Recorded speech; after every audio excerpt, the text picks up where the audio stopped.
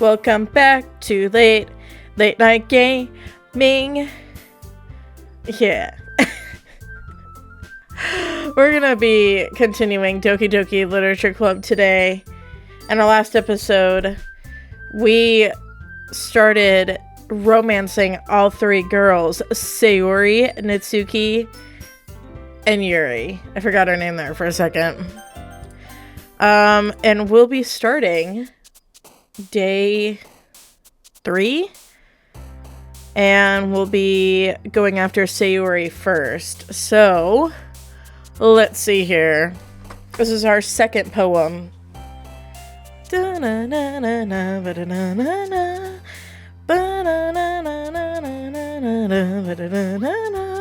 Also, if you haven't seen my first video of this series, I will be writing actual poems for the girls using the 20 words that I pick in this section right here. So if you haven't watched the first part, go and do that. I was kind of like, yeah, I think I did pretty good with the poems. I haven't written poetry since I was a kid, so... Oh, I gotta take one earbud out so I can hear myself talk. Okay, so Sayori...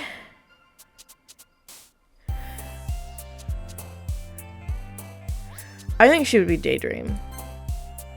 Laugh. Hope.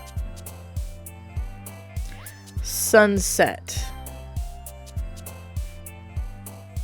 Raindrops. Fuck you, Yuri. I'm sorry, that was really harsh. Forgive. See, okay, what I noticed is that Sayori is like kind of broad terms for happiness and sadness. So like happiness would be her.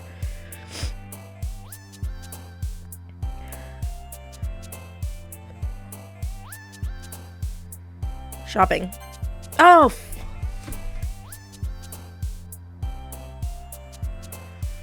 I thought I understood these girls. I don't. Heart. No. Party. Yeah.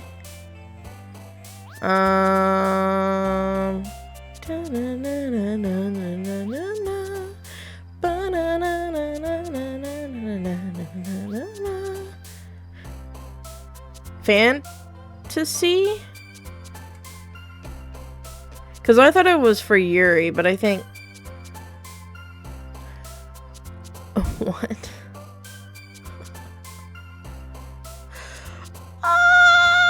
Okay. I'm trying to use other words. Sadness. Ribbon. She wears the ribbon. Natsuki.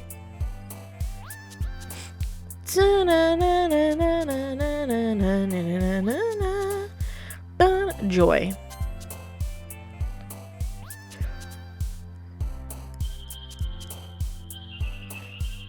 Melancholy. Fuck.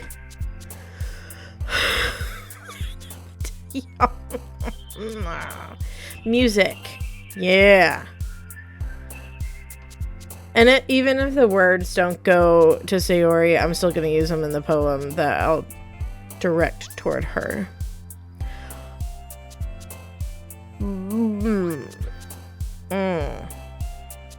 Lucky.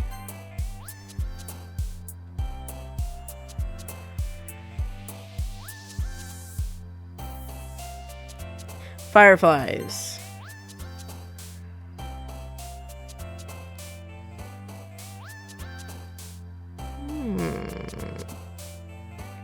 Peaceful. Yes.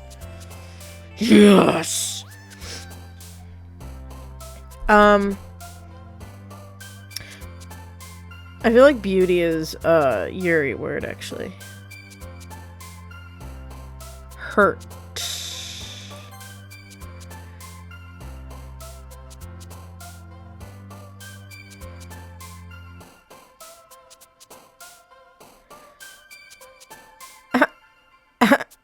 Warm.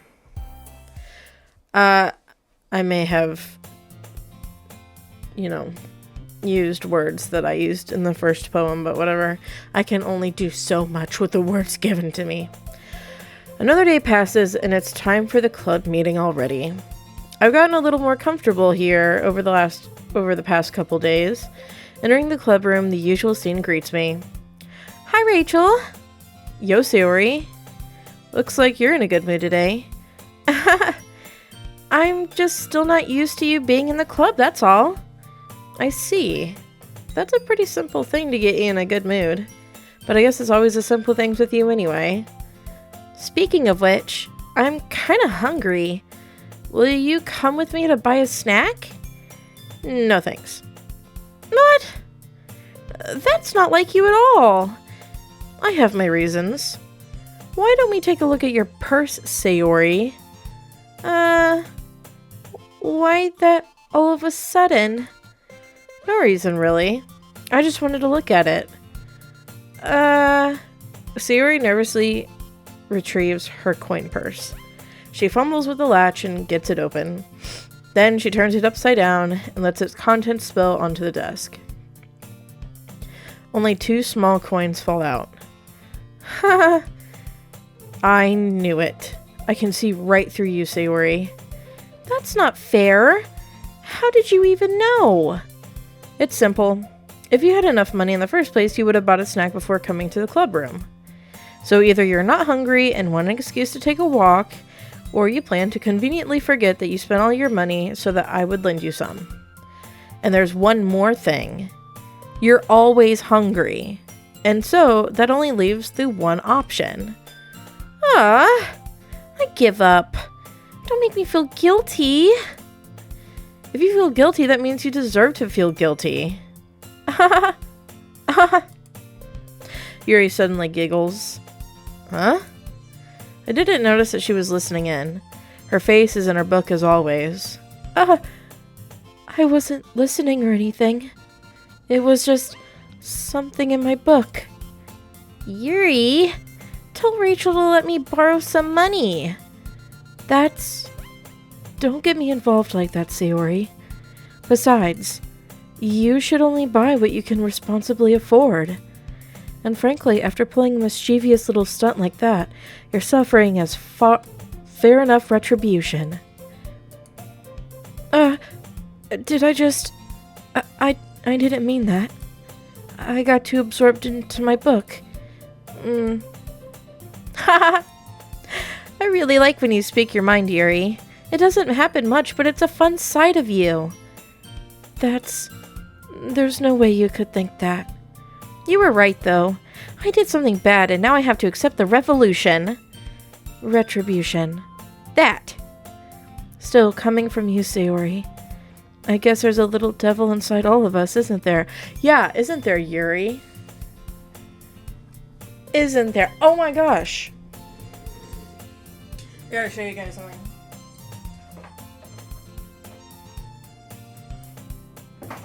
Dude, I think there's more of them that they came out with, but like U2s, they came out with little figures. Like, there's Sayori right there. She's got the little cow plushie. There's her. And then there's Monica. Here, there we go. Natsuki. She's on a little cookie. Here, get up close.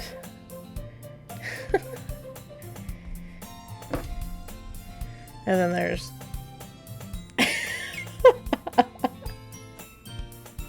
Ow, my neck! There's something... Oh, it's... Ew! Oh, it's Jam. She has a little raccoon friend. That's definitely not blood on her face. I just think it's so funny, like...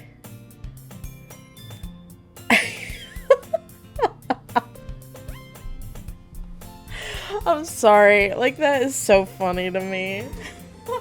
They're on my bookshelf where they deserve to be. Okay. Oh, Sarah goes at the top because she's my favorite. Oh, and also, I told you guys in the first part that I would recommend a book with each video. And my recommendation for this one, Gillian Flynn's Sharp Objects. I believe it's her debut novel. She's come out with 2 novels since then. If you know Gone Girl, she wrote that. I read Gone Girl the first time this year and I didn't like it as much as Sharp Object. If you like kind of like a thriller, slightly dark book, this is for you. I don't remember anything like too graphic. I don't remember things getting like super into graphic detail, but there may be some topics in there that might make you a little uncomfortable, but yeah, it's a good one. I really enjoy Sharp Objects. After it though, you're gonna need like a breather, because I read Sharp Objects and Gone Girl right after another, and I went into a reading slump for like 3 months. I was done. But it's a really good novel. It's a really good book. So yeah, that's my show and tell for this video.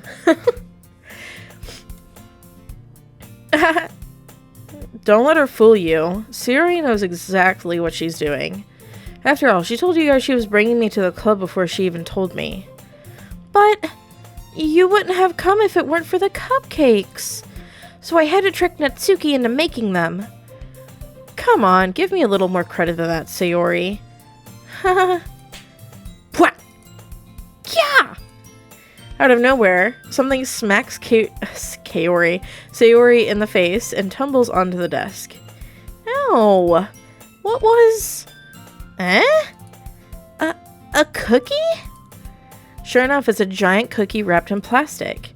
Sayori glances around. Is this a miracle? It's because I paid my restitution. Retribution. Actually, that one almost worked. Haha! I was just gonna give it to you, but then I heard you blab about the cupcakes. It was totally worth seeing your reaction, though. Haha!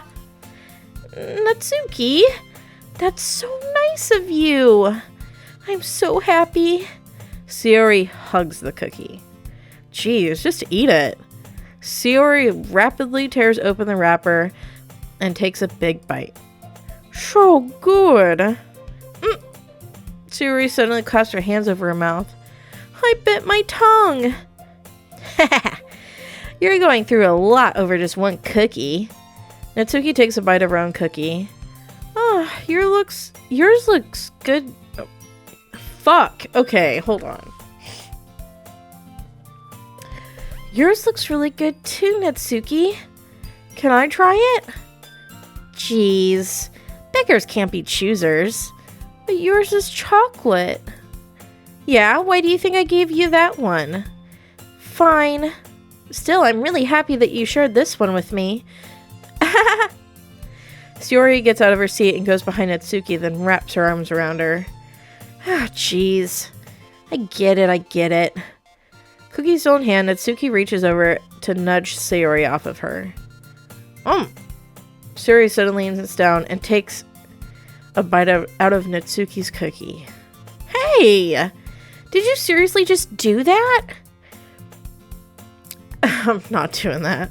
Mouthful, Sayori trots away to safety. Yuri and I laugh as well. Geez, you're such a kid sometimes. Monika, can you tell Sayori... What? Natsuki glances around. Oh, I clicked out of my game. Fuck me. Fuck. Okay. Stop. Okay.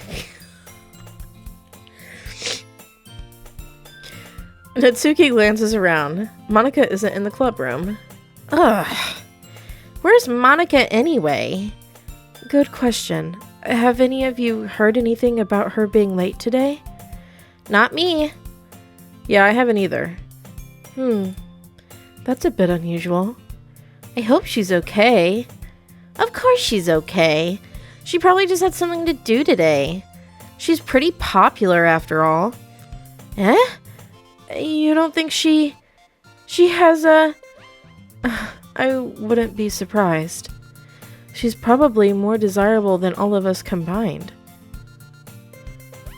I have something to say about that. I have something to say, but it won't come until later. That's true. Excuse me? Suddenly, the door swings open. Sorry, I'm super sorry. Oh, there you are. I didn't mean to be late. I hope you guys weren't worried or anything. Monika chose the club over her boyfriend after all. You're so strong-willed. Boyfriend? What on earth are you talking about? Monika quizzically glances at me. Never mind that. What held you up anyway? Well, my last period today was study hall. To be honest, I kind of just lost track of time. That makes no sense, though. You would have heard the bell ring at least. I must not have heard it since I was practicing piano. Piano? I wasn't aware you played music as well, Monika. I don't really. I kind of just started recently. I've always wanted to learn piano. That's so cool! You should play something for us, Monika. Monika looks at me. Maybe once I get a little bit better, I will. Yay! That sounds cool. I'd also look forward to it. Is that so? In that case, I won't let you down, Rachel. Yeah, she won't let me down, but she'll let all of you down. Monika smiles sweetly. I didn't mean any pressure or anything like that. Don't worry. I've been practicing a whole lot recently, and I really love the chance to share once I'm ready. I see. In that case, best of luck. Thanks. So, I didn't miss anything, did I? Not really. I choose to leave out Sayori's mischievous escapade. I'm sure Natsuki will end up complaining to her anyway. It looks like everyone has already settled down. Sayori somehow already finished her entire cookie. Somehow? Cookies aren't all that big, buddy. It's not going to take like 3 hours for someone to eat a cookie. If it does, you have a lot of self-restraint. Maybe I respect that. I'm a sugar fiend, though. Anything with sugar and I scarf it down. I really need to stop. Yuri is back to her book and Natsuki disappeared into the closet. Rachel! Sayori suddenly comes up to me. I'm gonna go get some supplies. I'm gonna go get some supplies from another classroom. Wanna come with me? Supplies? What for? Well, you know how the festival is coming up? Me and Monika were gonna make some posters and stuff. So I need to go find some crayons and markers and glue sticks. Oh, I see. Sure, I'll go with you. Yay! Okay, Monika, we'll be back soon. Are you going with Rachel to get the supplies? There's no need to trouble yourself. I'd be happy to go with him. Aw, but I wanted to go. It's so much fun exploring empty classrooms and stuff. Okay. It was just a suggestion. See if you can find poster paper too, okay? Okay. Ready, Rachel? Yep, let's go. Sayori and I exit the clubroom. I follow behind as Sayori hums and skips around the class hallway. Honestly, it feels like I'm taking a kid to the mall or something. Don't compare her to a kid. Sayori finds pleasure in the simplest things sometimes. Hey, Sayori, what exactly are we doing for the festival anyway? I'm not sure how you would make an event out of literature. Haha! Me and Monika have it all planned out. Don't you worry. Is that so? Yep. We're gonna do a poetry performance. A performance? Of what kind? A poetry one, idiot. She just said that. Well, everyone is gonna take turns on stage and recite their favorite poems. That sounds kind of dull. Rachel, you're not thinking about it the right way at all. It's not just about reading poems, it's about performing them. Like, you say the lines of the poem like, Between my feet, the last remaining flower beckons to me. I twist the stem, freeing it from its clinging roots, caressing the final joyous moment between my fingers. But to what ends have I summoned this joy?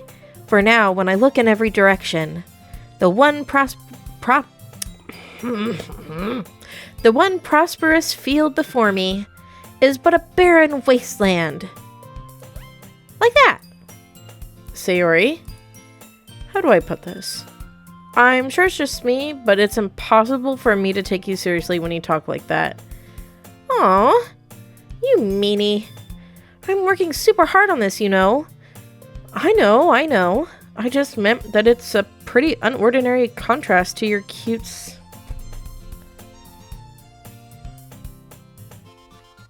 Why is it that when this guy flirts, I'm just like, ugh. Don't say that, it's embarrassing. But I guess that means I'm doing a good job. Yeah, I guess so. I'm so excited. This festival is going to be so much fun. Sayori spins herself around in the hallway again. Hey Rachel, this classroom over here is empty. Let's begin the mission. The mission, eh? What are we, Canadian? It's been a long time since I've spent time with Sayori like this, but in the end she hasn't changed one bit. She's nothing but a ball of sunshine, drawing happy vibes from the world around her. It's a pretty nostalgic feeling for me. As the years went by, I began to hold myself up in my room more and more.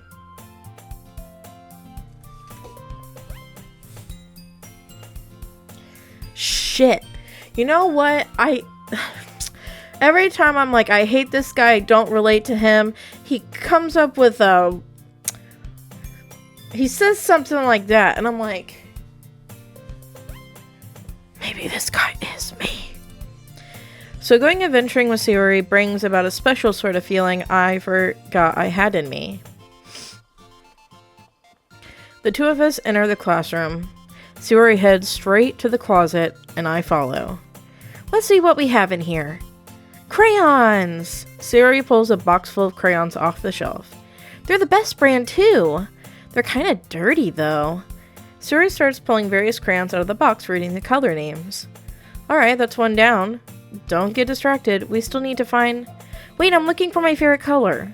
Fine. And at least move aside so I can look for the poster paper. Oh, I dropped one by accident. Smack! Kya!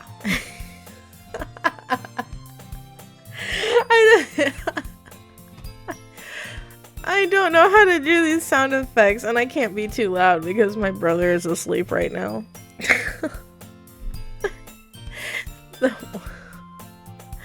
Sayori bends over and smacks her forehead right into the shelf. She falls to the floor and the crayons spill all over her lap. Ow! You okay? My forehead. Sayori clutches her forehead. Jeez, Sayori. That's just like you, isn't it? Come on, let me see. Since Sayori is sitting on the floor, I grab her by the waist and pull her out of the closet. You have to move your hand, Sayori. But it hurts. Just do it for a second.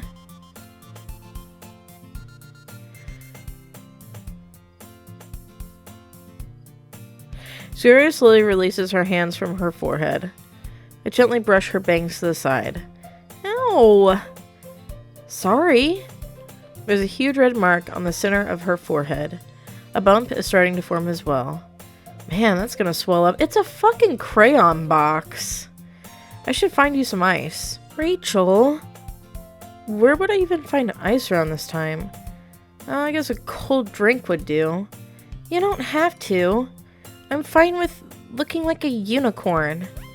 Even wincing from the pain, Sayori makes a silly joke. What are you saying? I'll be right back, okay? Okay. I pat Sayori on the shoulder and run out into the hallway. I locate the nearest vending machine. What should I get? It doesn't really matter since it will be used as an ice pack rather than to drink. Well, you can use it as an ice pack and then when the swelling goes down, you can then drink it. So get something that she likes. But I know Sayori likes apple juice, so I purchased that one. In just a moment, I'm already returning to the classroom where I left Sayori. She has one palm on her forehead and is using the other hand to clumsily scoop crayons back into the box. At least they were already in the wrong spots before I spilled them. Sayori, here. I hand Sayori the bottle of apple juice. It's nice and cold. Sayori opens the cap and starts drinking from it. Sayori, what are you doing? It's for your forehead, idiot. Sorry, forgot. How hard did you hit your head? Sayori places the bottle against the bump on her head. It stings. Just bear with it, it'll feel better soon. Looks like you cleaned up most of the crayons, so that's good. Hey Rachel, this kind of reminds you of growing up, doesn't it?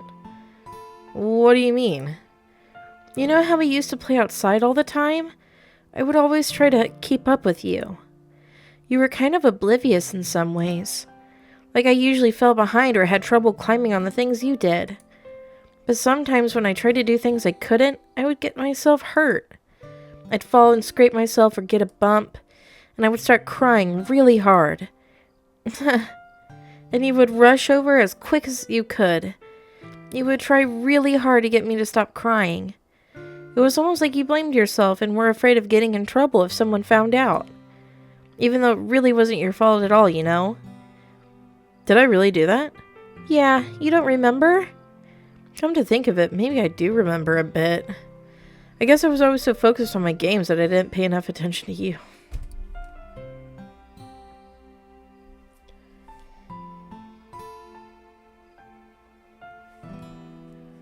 This is so sad. God, I fucking hate this guy. He is so mean to her. Like, why would you say this? This is so rude. So in a way, it was my fault. Kind of like this time, too. If I wasn't rushing you out of the closet, you probably wouldn't have hit your head. Rachel, I don't think you realize it, but you're always thinking about other people. No. Pause. Pause. No, he doesn't. He is a selfish little asshole. I hate this guy. Even after all these years, you're rushing to help me even though I'm just being clumsy. You're really a sweetheart. Don't call me that. And I don't really do this kind of thing all the time. I guess when it comes to you, it just feels natural. Before I even know it, I'm treating you like that. I guess that's what happens when you've been friends for so long. Really? Maybe you're right. Rachel, I'm so glad that nothing's changed between us. Do you think it'll be like this forever? Forever? If I'm honest to myself, there's no telling where we'll end up. Well, there's no telling where we'll each end up for college or after that. So it wouldn't be fair for me to make any promises. But, well, I hope so. It's been this long already, right? I can't imagine you ever changing, so my hopes are up. I'm so happy. Sayori has a whimsical expression in her eyes. We remain silent for a moment. She's so silly and clumsy on the outside that when I see her deep in thought like this, it makes me not want to disturb her. I guess we should go back. I don't want to worry Monica, you know. Good luck with that. She's gonna see your forehead either way. Not if I hide it under my bangs. Sayori hops to her feet. She clutches her forehead again. Don't sit up so fast, ever hurting yourself. Well, I guess it's too late now. Anyway, let's go. I follow Sayori out of the classroom. Sayori plays with her bangs to try and hide the bump, but without much success. In a moment, we make it back to the club room. You know what?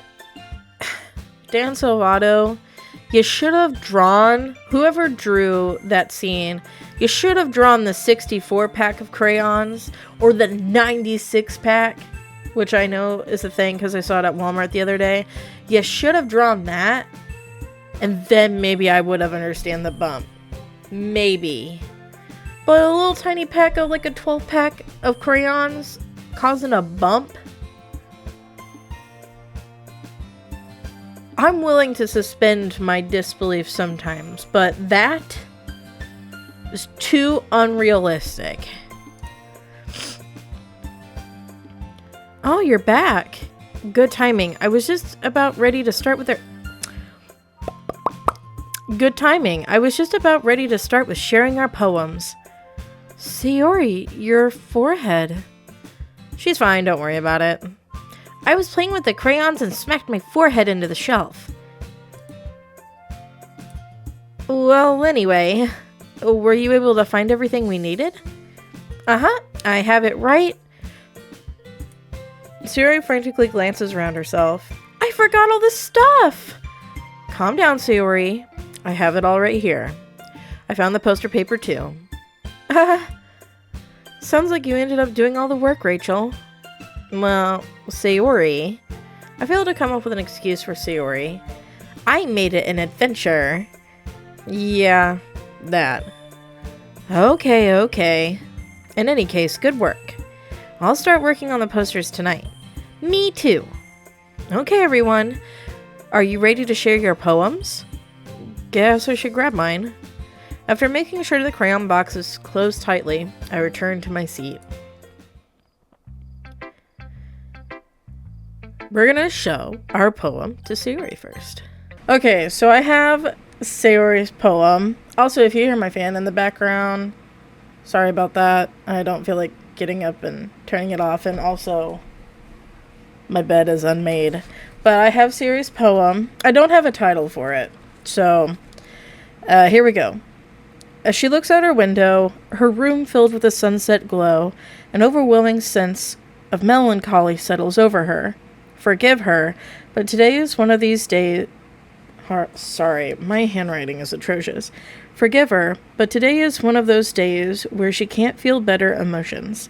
Happiness, joy, hope, whatever label you want to use. Her daydreams, her fantasies, they're not working today. They're filled with raindrops and sadness, rather than the things that make her warm and fuzzy, like laughter and shopping and pretty fireflies.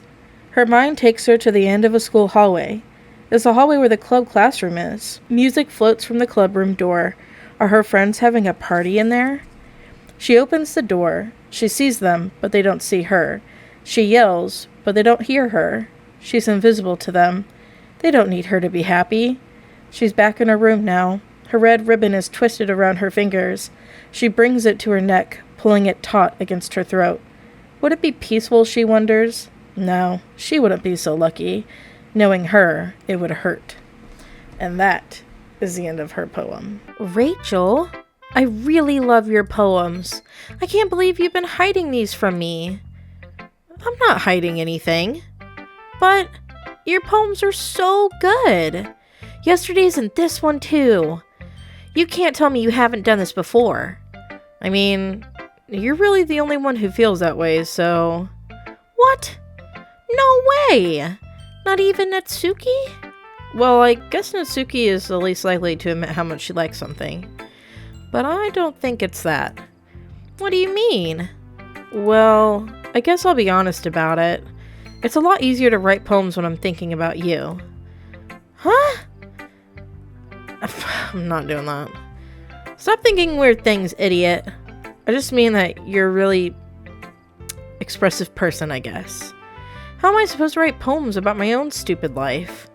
But when I could write about your stupid life, idiot. But you somehow make everything in your life an adventure.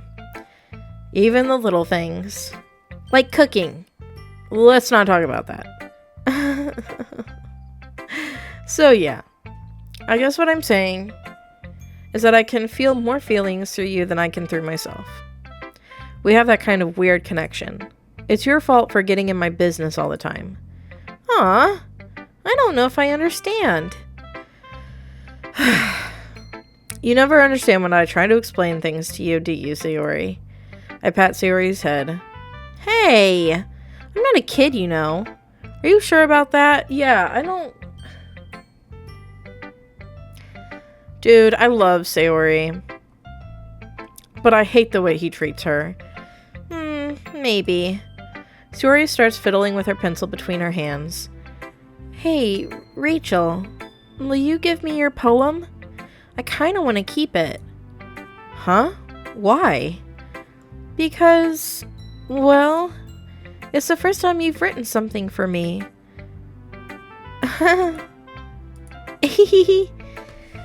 Sayori, you completely misunderstood. I didn't write this for you. Aww. Are you even listening anymore? Well, whatever. I'll give it to you when we go home. Really? Snap! Oh, I broke my pencil. Sayori hastily bends down to pick up the pieces she dropped. But being inattentive of her surroundings, she bumps right into me. Sorry! It's fine, it's fine. I'll get it for you. I bend down and pick up the broken pencil. Sayori clutches the desk beside her to support herself, knees shaking. I'm a little clumsy today. Let's sit down, Sayori. Yeah. I grab Sayori's arm and help her sit at the desk. Anyway, I still haven't read your poem. Oh! Sorry, I forgot about that. But it's not as good as yours. Jeez, don't worry. I'm sure I'll like it. Bottles. I pop off my scalp like the lid of a cookie jar. It's the secret place where I keep all my dreams. Little balls of sunshine, all rubbing together like a bundle of kittens. I reach inside with my thumb and forefinger and pluck one out. It's warm and tingly, but there's no time to waste. I put it in a bottle to keep it safe. And I put the bottle on the shelf with all the other bottles. Happy thoughts, happy thoughts, happy thoughts, and bottles all in a row. It makes my collection makes me lots of friends. Each bottle a starlight to make amends. Sometimes my friend feels a certain way. Down comes a bottle to save the day. Night after night, more dreams. Friend after friend, more bottles. Deeper and deeper my fingers go, like exploring a dark cave, discovering the secrets hiding in the nooks and crannies. Digging and digging, scraping and scraping. I blow dust off my bottle caps. It doesn't feel like time elapsed. My empty shelf could use some more. My friends look through my locked front door. Finally, all done. I open up and in come my friends. And they come in such a hurry. Do they want my bottles that much? I frantically pull them from the shelf, one after the other, holding them out to each and every friend. Each and every bottle. But every time I let one go, it shatters against the tile between my feet. Happy thoughts, happy thoughts, happy thoughts, and shards all over the floor. They were supposed to be for my friends who aren't smiling. They're all shouting, pleading, something. But all I hear is echo, echo, echo, echo, echo, inside my head. Holy crap. Sayori, did you really write this? Of course I did. Didn't I tell you yesterday I was going to write the best poem ever? Yeah, but, I mean, I didn't expect something like this coming from you. Monica taught me a whole lot, and I've been really in touch with my feelings recently. I see that. It's almost kind of creepy. Creepy? Well, not exactly. Maybe because I'm so used to you being cheerful. Well, never mind. I'm thinking too hard about it. The point is, it came out good, so you should be proud of it. Aw, thanks. I feel like I was meant to express myself this way. It even helps me understand my own feelings a little bit better. Writing is like magic. You've gotten pretty passionate about this, huh? I hope you keep it up. Yeah, writing's the best. I'm gonna keep writing until I die. Oh, don't get ahead of yourself. Sayori's always had a habit of getting obsessed with something before dropping it no more than a week later. I wonder if this is one of those times? Question mark? But seeing the passion in her eyes makes it hard for me to be pessimistic. We're gonna go Natsuki next. Well, it's not really any worse than your last one, but I can't really say it's any better either. Huh? Phew, what? Well, anything that isn't a twainwreck? Anything that isn't a twainwreck, I'll take as a win. And I get the feeling you're probably the most critical. Hey, what makes you... Wait, maybe that was a compliment. Glad to see someone recognizes my experience. Well then, keep practicing and maybe you'll be as good as me someday. That's, something tells me Natsuki completely missed the point. Come to think of it, this kind of reminds me of Sayori's poem from yesterday. You think so? Yeah, well, I guess if you've been friends with her for so long, you might be on the same wavelength. But you never really struck me as her type. Sayori has a type all of a sudden? Well, I don't know, but honestly, how can someone so, fluffy spend so much time with someone like you? It's like she's dragging around a dead weight. Thank you. She is. Sayori can do so much better than this guy. That was a little unnecessary. But think of it this way. If it weren't for me, she would probably just fly away like letting go of a balloon. You could say we each take care of each other in our own way. Whatever it is, I don't get it. Oh yeah, I guess I'm supposed to show you my poem. Here. Amy likes spiders. You know what I heard about Amy? Amy likes spiders. Icky, wriggly, hairy, ugly spiders. That's why I'm not friends with her. Amy has a cute singing voice. I heard her singing my favorite love song. Every time she sings the chorus, my heart would pound to the rhythm of the words. But she likes spiders. That's why I'm not friends with her. One time, I hurt my leg really bad. Amy helped me up and took me to the nurse. I tried not to let her touch me. She likes spiders, so her hands are probably gross. That's why I'm not friends with her. Amy has a lot of friends. I always see her talking to people. She probably talks about spiders. What if her friends start to like spiders too? That's why I'm not friends with her. It doesn't matter if she has other hobbies. It doesn't matter if she keeps it private. It doesn't matter if it doesn't hurt anyone. It's gross. She's gross. The world is better off without spider lovers, and I'm gonna tell everyone. Not bad, right? It's quite a bit longer than yesterday's. Yesterday's was way too short. I was just warming up. I hope you didn't think that was the best I could do. No, of course not. Anyway, the message is pretty straightforward in this poem. I doubt I have to explain it. Sometimes, you can explain complicated issues with much simpler analogies, and it helps people realize how stupid they're being. Like, anyone would agree that the subject of this poem is an ignorant jerk. Do you know people like that? Of course, it's about how everyone thinks That doesn't matter. It can be about anything. I wrote it to be easy to relate to. Everyone has some kind of weird hobby or a guilty pleasure. Something that you're afraid if people find out they'd make fun of you or think less of you. But that just makes people stupid. Who cares what someone likes as long as they're not hurting anyone and it makes them happy? Question mark. Are these questions? I think people really need to learn to respect others for liking weird things. Well, you're definitely right. At least I can relate to that. And I'm sure a lot of other people can too. It's what I do best after all. I don't like writing unless there's a good message. Hold on.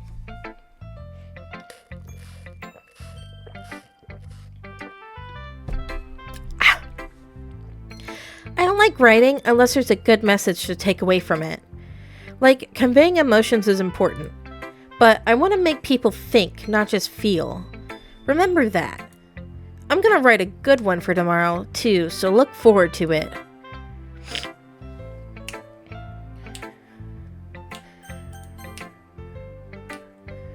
Let's see what you've written for today. Well done, Rachel. Your skills are already improving. Really? Thanks, Yuri. Coming from you, that means a lot. Huh? It's nothing. I'm just happy to help inspire fellow writers. I know you're new to this, so don't worry so much if it means you can't get your poem to feel perfect. You don't need to be afraid to be a little more daring. Metaphors can go a long way. Don't feel like you need to work your brain like turning a bunch of gears. Try letting your mind wander through your feelings, and write down the things you see and hear. That's one way to truly enable your reader to see into your mind. It's a very intimate exercise. I see. That's a certainly interesting technique. Thanks for sharing. I have, well, an example of that if you'd like to read it. Of course. Is this a poem you wrote for today? Yuri nods and timidly hands me her poem. The raccoon. The raccoon! The raccoon!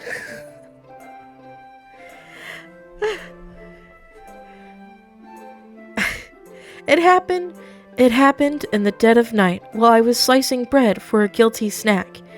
My attention was caught by the scuttering of a raccoon outside my window. That was, I believe... Here, let me get closer.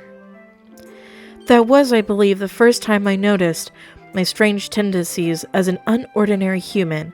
I gave the raccoon a piece of bread, my subconscious well aware of the consequences, well aware that a raccoon that is fed will always come back for more. The enticing beauty of my cutting knife was the symptom. The bread, my hungry curiosity, the raccoon, an urge. Hold on, I gotta scroll down. The moon increments its phase and reflects that much more light off of my cutting knife, the very same light that glistens in the eyes of my raccoon friend. I slice the bread, fresh and soft. The raccoon becomes excited. Or perhaps I'm merely projecting my emotions onto the newly satisfied animal. The raccoon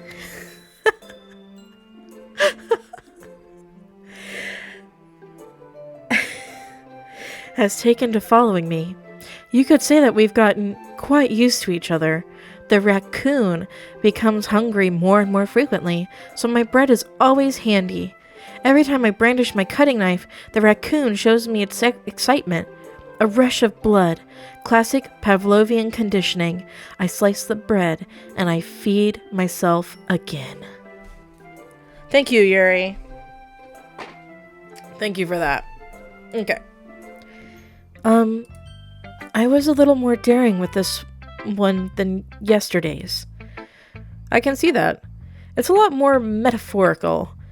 I don't know if it's my fault, but I can't begin to imagine what this poem is about. That's right. It's a bit closer to my preferred writing style. Using the poem as a canvas to express vivid imagery, or imagery if you have a smart brain, and conveying emotions through them. Yeah, if I take it at face value, then I can't even figure out what it's supposed to mean. Well, I think it's something that different people can relate to in their own way. I wanted to express the way it feels for me to indulge in my more unusual hobbies. It's those sorts of things I'm usually forced to keep to myself. God damn it, I clicked out of my game again. So I sometimes enjoy writing about them. Huh, that's funny. Didn't Natsuki also write something about that? About someone being ridiculed for a strange interest? Huh? She did? Yeah. She was talking about how it doesn't matter what you're into as long as you're not hurting anybody. She's right. I mean, does she really feel that way? Yeah. Sounds like you two have that in common. That's interesting. To me, she seemed like the kind of person who would make fun of my hobbies. But I suppose that's my fault for judging, isn't it? Oh, please don't tell her I said that. Don't worry, I have no reason to. Okay. Well, thank you for sharing it with me. After all, if I hadn't learned to embrace my own my own weirdness, I would probably hate myself. I might be ranting a little bit right now, but I'm glad that you're a good listener. Monica next. It's just Monica. Hi again, Rachel. How's the writing going? Alright, I guess. I'll take that. As long as it's not going bad. I'm happy that you're applying yourself. Maybe soon you'll come up with a masterpiece. I wouldn't count on that. You never know. Want to share what you wrote for today? Sure, here you go.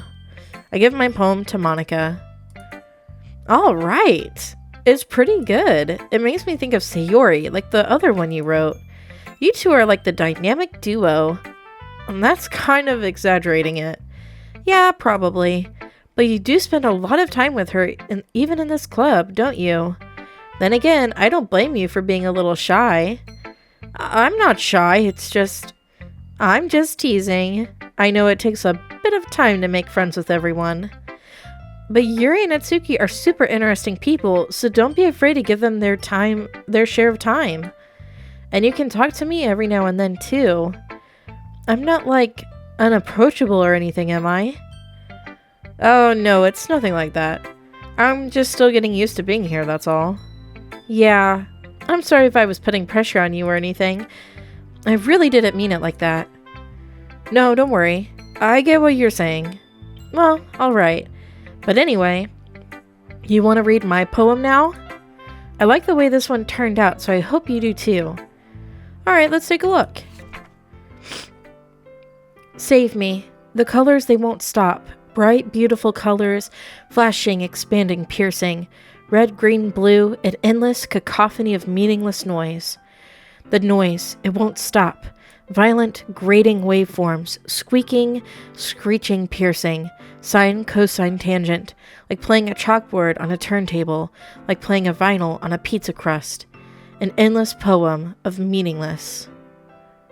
Load me. It's even more abstract than your last one, huh? Haha. Hold on. I had a little nap. I don't know if I got it. I guess it's just the way I write. I'm sorry if you don't like it. No, I never said that. It's just a kind of thing I've never really seen before, I guess. I kind of like playing with my space on the paper. Choosing where and how to space your words can totally change the mood of the poem. It's almost like magic. The way I wrote the lines I didn't get the gnat. The way I wrote the lines really short makes... Dude, get away from me. I'm trying to read. You're invading my space. The way I wrote the lines really short makes it feel like they're trying to speak over the noise. I see. It's still hard for me to tell what it's about, though. Sometimes asking what a poem is about... okay. Sometimes asking what a poem is about isn't the right question. A poem can be as abstract as a physical expression of a feeling, or a conversation with a reader. So putting it that way, not every poem is about something. Anyway, here's Monica's writing tip of the day. Sometimes you'll find...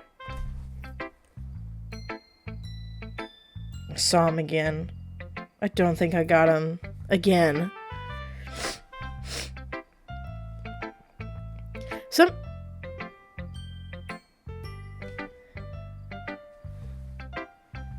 He's so quick. And my mic's in the way. Hold on.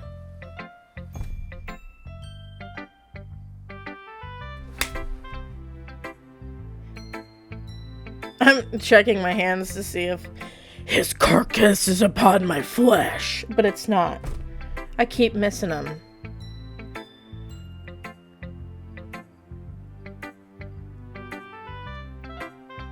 I promise I wasn't looking at you. Or maybe I was. I'm really just looking for that freaking gnat. Alright, anyway. Sometimes you'll find yourself facing a difficult decision. When that happens, don't forget to save your game. Okay. You never know when you might change your mind. Or when something... Why am I always the most congested when I play these freaking games? Or when something unexpected may happen? Wait, is this tip even about writing? What am I... Ew! No matter how many times I play, like when I'm by myself playing this game, I'm just like, ugh. Whew. What am I even talking about? That's my advice for today. Thanks for listening. Okay, everyone. We're all done reading each other's poems, right? I have something extra planned today, so if everyone could come sit at the front of the room. Is this about the festival? Well, sort of. Ugh, do we really have to do something for the festival? It's not like we can put together anything good in just a few days. We'll just end up embarrassing ourselves instead of getting any new members. That's a concern of mine as well. I don't really do well with last-minute preparations. Don't worry so much. We're going to keep it simple, okay? We won't need much more than a few decorations. Sayori has been... Wait, I forgot my own Monica voice. Sayori has been working on posters, and I've designed some pamphlets we can give out during the event. Okay, that's great and all, but that doesn't tell us what we're actually going to be doing for the event. Oh, sorry, I thought you heard about it already. We're going to be performing. Performing? Monica? Yeah, we're going to be having a poetry performance. Each of us are going to choose a poem to recite during the event. But the cool part is, we're also going to let anyone else come up and recite the poems too. Sayori's putting it on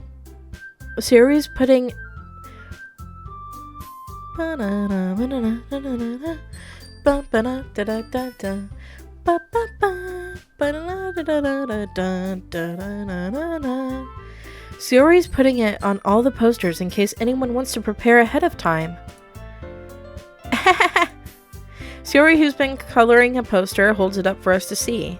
Are you kidding me, Monica? You didn't already start putting those posters up, did you? Well, I did. Do you really think it's a bad idea? Well, no. It's not a bad idea. But I didn't sign up for this, you know. There's no way I'm going to be performing in front of a group of people like that. I agree with Natsuki. I could never, in my life, do something like that. Imagining it, Yuri shakes her head in fear. Guys! No, Sayori. I understand where they're coming from. Remember that Natsuki and Yuri have never shared their poems with anyone until just a couple days ago. It's a lot to ask for them to recite their poems out loud to a whole room full of people. I guess I kind of overlooked that. So, I'm sorry. But I still think we should give it our best. We're the only ones responsible for the fate of this club. If we start the event and each put on a good performance, then it will inspire others to do the same. And the more people who perform, the better we'll be able to show everyone what literature is all about. Yeah, it's about expressing your feelings, being intimate with yourself, finding new horizons, and having fun. That's right. And it's those reasons that we're all in this club today. Don't you want to share that with others to inspire them to find the same feelings that brought you here in the first place? I know you do. I know we all do. And if all it takes is standing in front of the room for 2 minutes and reciting a poem, then I know you can do it. Natsuki and Yuri remain silent. Sayori looks worried. I guess it leaves me no choice. I agree.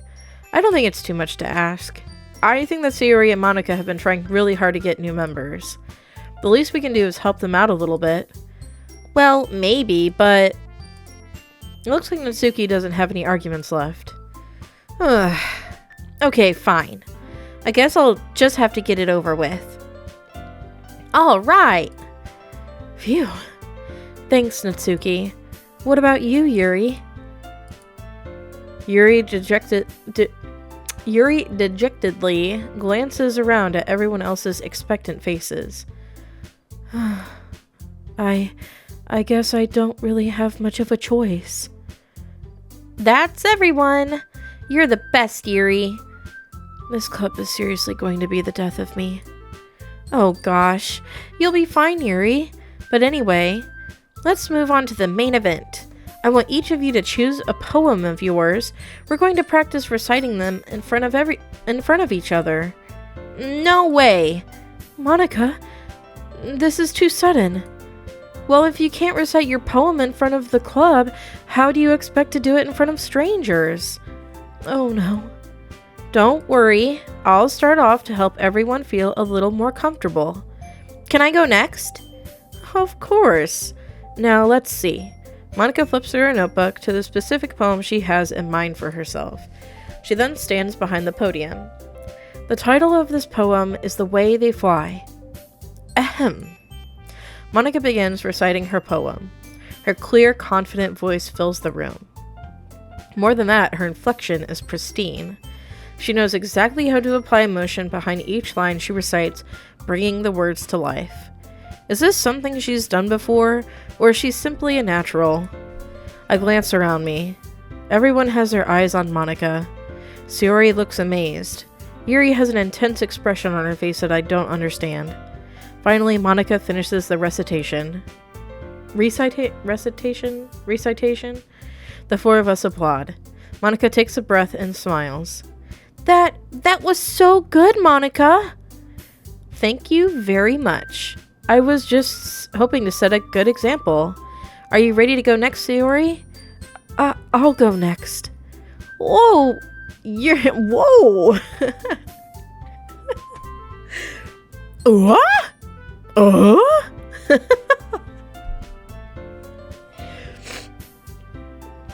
Yuri's fired up all of a sudden. Yuri clutches a sheet of paper between her hands and stands up. Keeping her head down, she walks quickly over to the podium. This poem is called... Yuri anxiously glances at each of us. You can do it, Yuri! It's called After Image of a Crimson Eye. Yuri's voice shakes as she starts reading the poem. Just a moment ago, she practically refused to do this. Why is she suddenly putting in so much effort? As Yuri gets past the first couple of lines, her voice changes. It's almost like what happens when Yuri gets absorbed into her books. Her quivering words transform into the sharp syllables of a fierce and confident woman. The poem is full of twists and turns in a structure that she enunciates with perfect timing. This must be a rare glimpse into the whirling fire Yuri keeps concealed inside her head. Suddenly, she's finished. Everyone is stunned. Yuri snaps back into reality and glances around her as if she's bewildered even herself. It's up to me to save the situation. I'm the first to start applauding. Everyone joins me afterward, and we give Yuri the recognition she deserves. It's not that we didn't want to applaud for her, but we were caught so off guard that we must have forgotten. As we applaud, Yuri holds the poem to her chest and rushes back into her seat. Yuri, that was really good. Thank you for sharing. Looks like Yuri is down for the count. Okay, I guess I'm next then. Sayori hops out of her chair and cheerfully walks to the podium. This one's called My Meadow. Ah. Sorry, I giggled. Sayori. There he is. There he is, officer. Get him. I got him. Oh my god. That was so lucky. Sayori. It's a lot harder than I thought. How did you guys do it so easily? Try not to think of it like you're reciting to other people. Imagine you reciting it to yourself, like in front of a mirror or in your own head. It's your poem, so it'll come out the best that way. I see. Okay then. Sayori begins her poem. Somehow it feels like her soft voice was made as a perfect match. The poem isn't aimlessly cheery like Sayori is. It's serene and bittersweet. If I were to read this on paper, I probably wouldn't think much of it. But hearing it come from Sayori's voice almost gives it a whole new meaning. Maybe this is what Sayori meant when she said she likes my poems. It's like I get to reach more deeply into someone I thought I knew through and through. Sayori finishes and we applaud. I did it! Good job, Sayori. Even Rachel liked it. I guess that's a good sign. What does that even mean? It came out nicely, Sayori. The atmosphere of the poem fits you really nicely. But it might be that other poems wouldn't quite work as well with that kind of delivery. I don't really understand. In other words, I've seen poems of yours where that sort of gentle delivery wouldn't work as well. They might need a little more force behind them, depending on what you're reading. Oh, I know what you mean. Well, I've been practicing that kind of thing.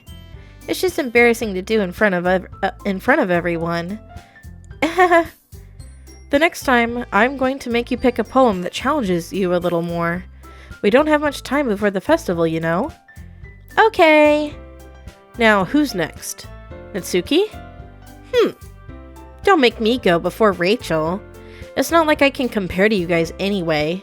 Might as well let Rachel lower everyone's standards a little before I have to do it. Natsuki. It's fine. I might as well get it over with. But it's not like I have much of a selection of what to read. I'll just have to go with what I wrote for today. I stand up and step in front of the podium. Everyone has their eyes on me, making me feel terribly awkward. I recite my poem. Since I'm not exactly confident in my own writing, it's hard to put energy into it. Despite that, once I finish, I receive applause anyway. Sorry, I'm not really as good as everyone else. Don't worry about it so much. I think it's less about your abilities and more about your lack of confidence in your writing. That's something that'll improve over time, though. Yeah, maybe. Alright then, that just leaves you, Natsuki. Yeah, I'm going. Natsuki begrudgingly gets out of her seat and makes her way to the podium. The poem is called... Why are you all looking at me? Because you're presenting. Anyway, the poem is called Jump. Natsuki takes a breath. When she starts reciting the poem, her sour attitude disappears a little. While she's still a little unenthused, her poem has a rhythm and rhyme to it. It's Natsuki's trademark style, and it works surprisingly well when spoken aloud. The words feel like they bounce up and down as if giving life to the poem. Natsuki finishes and everyone applauds. She huffs back to her seat. That wasn't so bad, was it? Easy for you to say. You better not make me do that again. Well, do you at least feel prepared enough to recite a poem in front of other people? I mean, doing it in front of other people will be way easier. I can put on whatever face I want for other people. But when it's just my friends, it's just embarrassing. That's a surprise, Natsuki. I think it would be the other way around for me. Well, that's just how it is, so... Well, I guess in that case, you won't have much to worry about for the festival. That said, I want to thank everyone for coming through. It might be hard, but I hope that you will have an idea of what it's like now. Make sure you pick a poem and get enough practice before the festival, okay? I'll be making pamphlets, so let me know ahead of time what you'll be reciting. Jeez, I should probably find some other poem to recite instead. That's fine too. It doesn't have to be your own. I'm already pleasantly surprised that you're putting in all this effort for the club. It makes me really happy. Yeah, no problem. Okay, everyone. I think that's about it for today. I know the festival is coming up, but let's try to write the poems for tomorrow as well. It's been working out really nicely so far, so I'd like to continue that. As for the festival, we'll finish planning tomorrow and then we'll have the weekend to prepare. Monday's the big day. I can't wait! I can do this. Alright. I stand up. There's no way I'll be able to find the same enthusiasm as Sayori and Monica, but I'll do my best to get through it. If it's for the sake of the club and impressing Monica, then I'll have to do my best. Ready to go, Sayori? Yep. Look at you two always going home together like that. It's kind of adorable, isn't it? Jeez, guys. Don't make such a big deal out of it. It must be a little nice, though. Well, how am I supposed to respond to that? It's okay, Rachel. You don't have to say it. Whatever. Let's go already. I walk home with Sayori once more. Even though it's only been a few days, a lot of things have already changed. But today, Sayori is being a little quieter than usual on the way home. Hey, Sayori. Sorry, I was spacing out. Oh, no wonder. I was thinking about something from earlier. I like how we get to... Sayori fumbles with her words. So, let's just say that one day, Yuri asked to walk home with you. Huh? What would you do? What kind of question is that? You're kind of putting me on the spot here. I would still walk home with Sayori. Sayori? You really think I would ditch you for Yuri? Huh? But she's so beautiful and smart. Jeez, I already see her in the club every day. Besides, you always seem to really like going home together. I wouldn't just ruin that for you. You're so silly, Rachel. You really think about me too much sometimes. Yuri would deserve it if she wanted it, so... Sayori, I've already made up my mind. I really can't figure you out sometimes. Sorry. Besides, what's the point in speculating something that's never going to happen? The conversation trails off. It's kind of a weird thing for Sayori to care so much about. But I want to respect her and keep her happy too. Then again, the festival is only a few days away. Who knows what will happen in that time?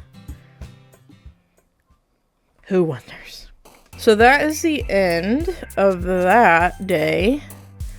So we're gonna jump back in.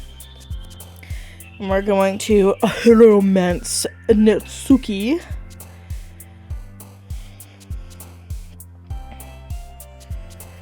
So we're gonna go with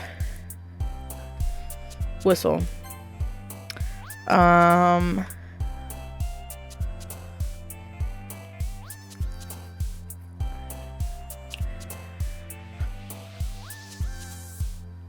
Silly? God damn it.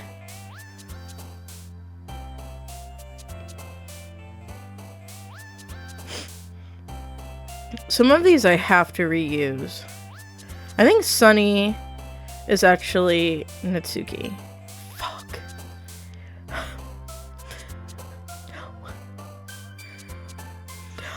Headphones. Bubbles.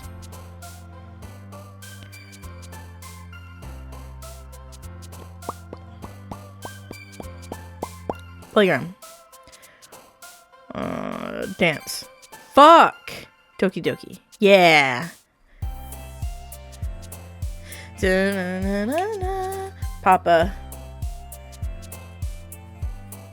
Mouse.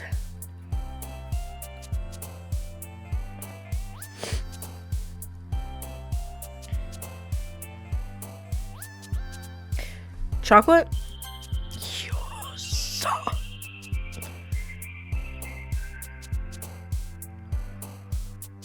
Bunny.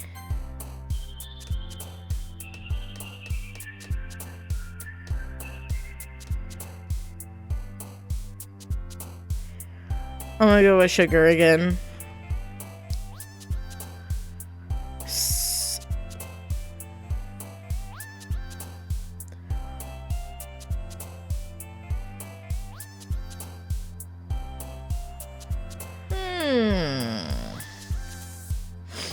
I'm gonna try heartbeat.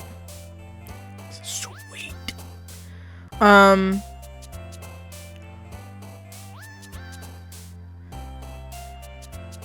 I know marshmallow is her. I'm not sure about all the other words. Lollipop. Sweet. Fuck. What the hell? What the hell? Cheeks.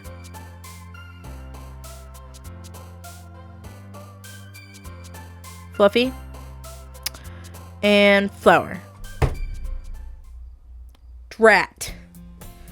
Okay, we're gonna skip all this. It's not long before Natsuki comes up to me expectantly. Yeah, don't worry, I kept my promise. I pull the first volume of Parfait Girls out from my bag. Natsuki takes it from my hands, then quickly turns it over, presumably to check for wrinkles. Hey, I'm not that careless. I handle manga all the time, you know. I just wanted to make sure. Can you blame me for being paranoid? I don't give people my manga every day, you know. That's true. I don't blame you. Well, anyway, let me put this one back. I'm gonna get the next one, okay? Natsuki makes her way to the closet.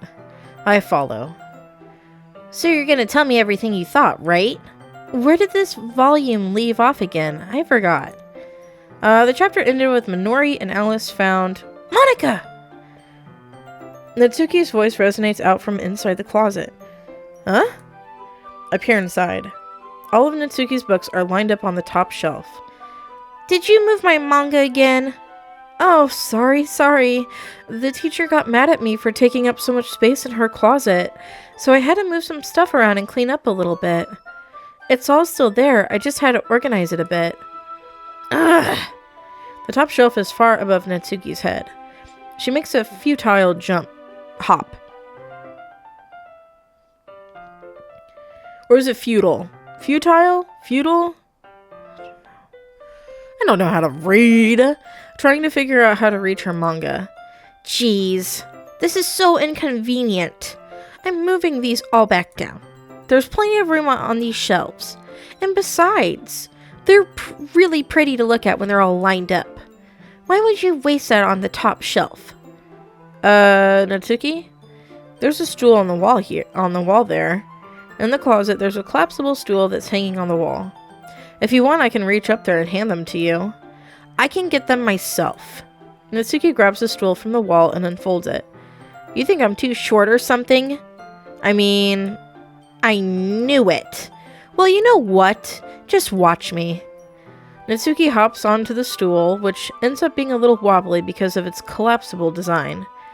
Ah! Careful. I know what I'm doing.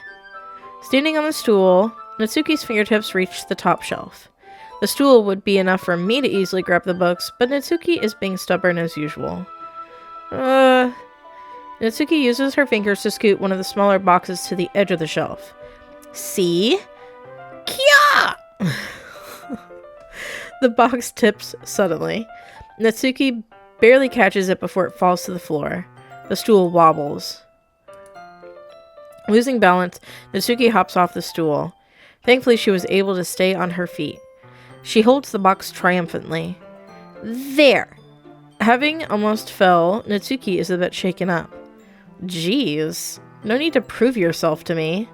There's no way you'll be able to get the bigger boxes like that. I can reach them, so just... I said I can do it. I don't want your help, okay? I'm gonna get a chair, so just hang on. Natsuki forces her way past me out of the closet. Let's see. The classroom chairs have the desks attached, so they're too inconvenient to fit into the closet. Aha! Natsuki trots over to the teacher's desk, which has a computer chair behind it. She rolls it on its wheels back over to the closet. Ah! Oh, ah! It's a little dangerous since the chair swivels and rolls, but I've already learned my lesson, so I keep my mouth shut. Ush! Wait, what? What was that sound? Natsuki climbs onto the chair, then slowly bounces onto her feet. Since she refuses my help, I take a seat with my back against the side of the doorway and simply watch. Aha! There we go! See, I can easily do it now. Natsuki grabs a stack of manga and bends down to put it on the shelf below. Wah! Why do I do that? The chair swivels. Natsuki catches herself on the shelf.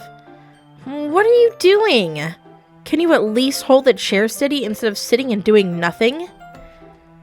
Who was it who told me not to help? Yeah, I got you. I hold the chair while Natsuki reaches back up. I can...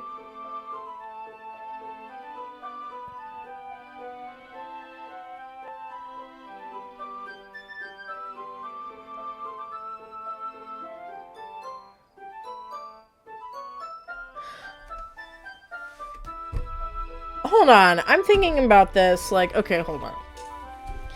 So, my computer chair, if she were to get up, like, I'm 5'2", how tall is this girl?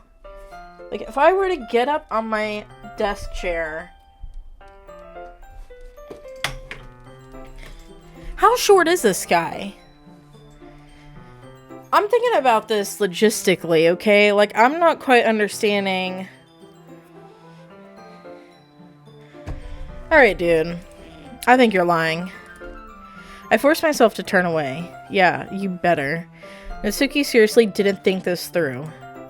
Once she realizes I'll be dead. Hup! Hup!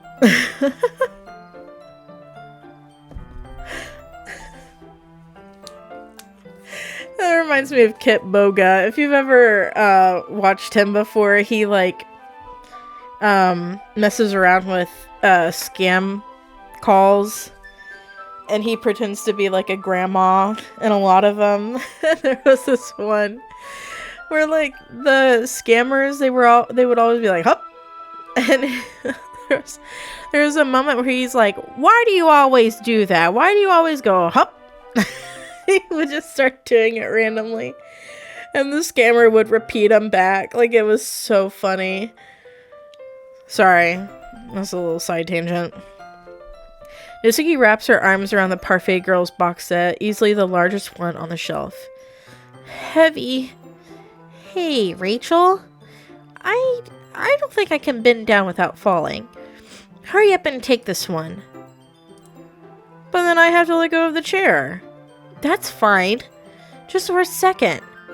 Hurry up. Alright. Let me just stand up. Oh, is he like sitting and holding it? Then that would make sense. I thought he was standing up. What? Why didn't he just fucking stand up? What do you mean stand up? Natsuki looks down at me. Why are you all the way back? Natsuki looks like she just realized something, but she'll lose her balance if she moves. Natsuki, the box. What are you looking at? You're trying to look up my... Natsuki's legs shake. I'm not. I was just... Natsuki, don't try to move. Just give me the box. You perv. You set me up. Go away. Get out. But I'll do it myself. The chair suddenly swivels beneath Natsuki's feet.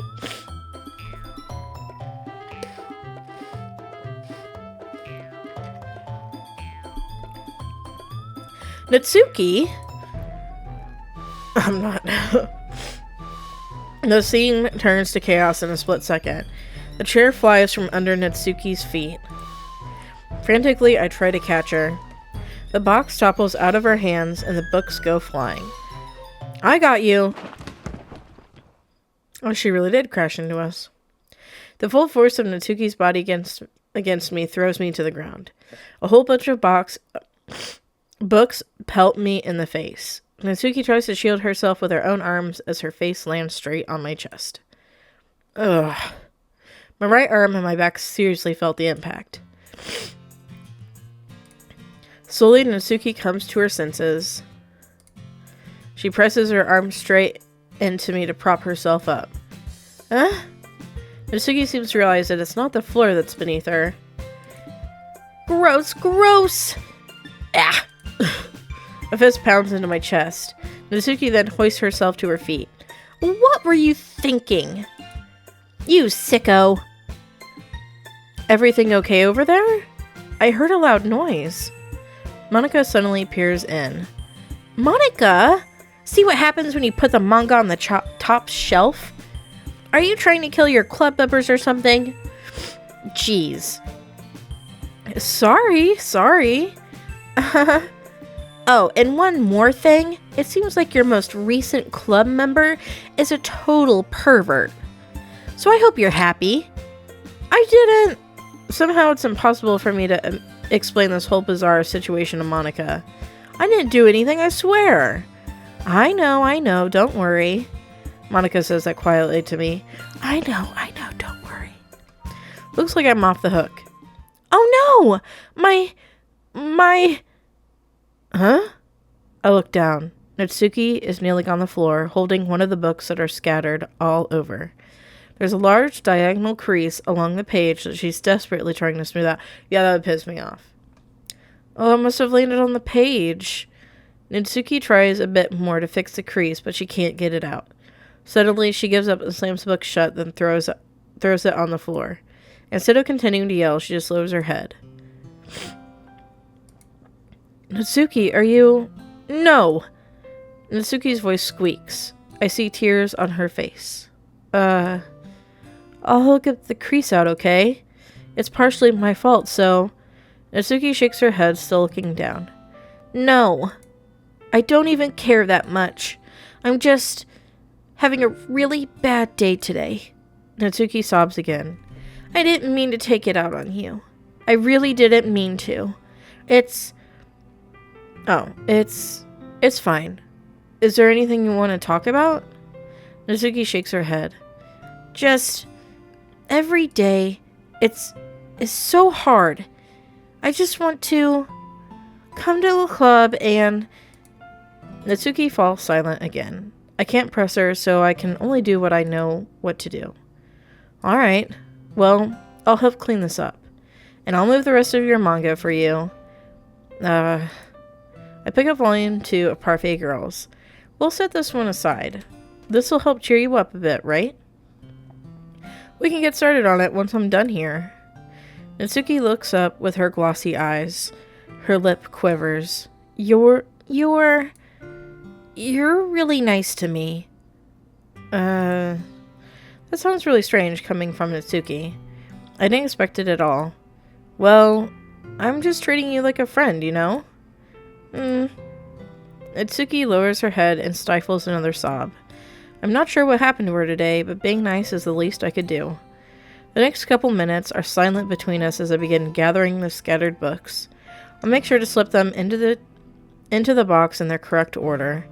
After a little bit, Natsuki starts helping. It isn't long before we're done, and I hoist the box onto the shelf where Natsuki wanted to put it. Then, I get onto the stool and quickly finish moving the rest of her books from the top shelf. Alright, that should do it. I hop off the stool. Natsuki averts her gaze. Thanks. It's nothing. Natsuki is holding the volume I set aside in her hands. Alright, I'm ready. Good. Even if you weren't, I'd make you anyway. You're taking responsibility for what you said. The thing about cheering me up. If you insist. We sit in the same spot as last time, and I open the second volume. Natsuki's mood quickly improves, laughing and pointing things out to me. She's surprisingly sharp, making note of a lot of subtle, repeated jokes and background elements. In the end, I'm pretty impressed by how everything ties together in this manga. I guess Natsuki has good taste after all. After some time, Monika gets our attention as usual, and it's time to share poems again. Guess I'll be holding on to this for now. Yep, even you sound more enthusiastic this time. Well, I'm starting to get into it, you know? Told you. Yeah. I return to my seat and slip the book into my bag. We'll go with Natsuki first, of course. Okay, here is Natsuki's poem. Again, without a title. I have a title for Yuri's poem, but not this one. So here it is. Papa's not home, so the entire house is her personal playground. Her kitty ear headphones are on her head. Her heartbeat, doki doki, doki doki, beats rapidly against her chest as she dances from room to room. She has many dance partners, like her fluffy chocolate bunny. Red flowers blossom across her cheeks as she moves. She dances into the kitchen, remnants of her baking sprees still on the counter. Lollipop sticks for cake pops gathered into a pile. Sweet sugar crystals swept into the garbage. Globs of marshmallow fluff wiped up. She giggles as bubbles float through the air as she washes dishes. In between songs, she hears it, the front door opening. She freezes, headphones on the counter. Her heartbeat, doki doki, doki doki, runs rapid against her chest for other reasons. She lets out a breath when she hears Papa whistling. Maybe he'll have a sunnier disposition tonight. Maybe he'll laugh at her silly little antics. Maybe, just maybe, she doesn't have to be as quiet as a mouse like most nights. So, that is her poem. Again, no title. Hope you enjoyed it. That'll be it. Natsuki reads my poem. She keeps glancing at me in the back of the poem. By now, she must have read it more than once. Is it that bad? No, it's not. It's good. It's really good, okay? There, I said it. This wasn't supposed to happen at all. Why can't you be bad at this? My poems are supposed to impress you, not the other way around. You're trying to impress me? Obviously. You think I'd let you enjoy Yuri's writing more than mine? Give me a break. Well, in that case, what's the problem with me trying to impress you? I'll tell you, Natsuki's face freezes like she just realized something. You're trying to impress me? Natsuki vigorously scans her eyes over my poem one more time. Then the poem slips out of her hands and flutters to the floor. I have to use the bathroom. Red-faced, Natsuki quickly walks out of the room. Hey, Rachel, did you do something to Natsuki? I just saw her rush out like that. You didn't do anything terrible, did you? No! I just told her that... My voice gets caught in my throat. There's no way I could tell Monika that I'm trying to impress Natsuki. Monika sees the poem lying on the floor and swiftly picks it up. She reads through it, her smile not fading from her face. I see. You wrote this for Natsuki, didn't you? I mean, not really. In fact, didn't she like your poem a lot the other day too? I'm surprised you know her taste so well already. Are you sure you're not cheating, Rachel? Cheating? What do you mean by that? Never mind, I'm just kidding. I didn't understand Monika's joke at all. Anyway, how do you think Natsuki feels about you? Oh, you don't need to answer that. It was just something for you to think about. Hey! Natsuki comes up and snatches the poem out of Monika's hands. Neither of us had noticed her re-enter the classroom. Did you read this, Monika? Of course, I liked it. Ugh! You should really stop reading things that aren't for you, you know? You have a bad habit of doing that. Huh? But Rachel wrote this poem, and we're supposed to share with everyone, right? Natsuki freezes. She apparently forgot that my poem was technically for everyone to read. Okay, well, I think Rachel is done sharing this poem with everyone. It's not like anyone would want to read this anyway. In fact, I'm just going to hold on to this. If you insist. What? Why are you looking at me like that? Like what? Ugh. Never mind. Natsuki? I'll give you the poem, but that's still not very fair to Sayori. She hasn't gotten to read it yet. So what? Well, I guess Rachel is right, Natsuki. It's not fair if you don't let everyone finish reading it. Fine. Natsuki returns my poem. It's not like she's going to like it, though. Anyway, read my poem now. And no, I won't let you keep it. This is my only copy. Okay, we've read this already. And... you know, I'm glad that you can appreciate this kind of writing. I mean, I know I was talking about that yesterday, but I've been enjoying sharing my writing with you, so consider yourself lucky, okay? Well, thanks for being honest. What's that supposed to mean? I'm always honest. Jeez. Just look forward to tomorrow too, okay? Alright, I will.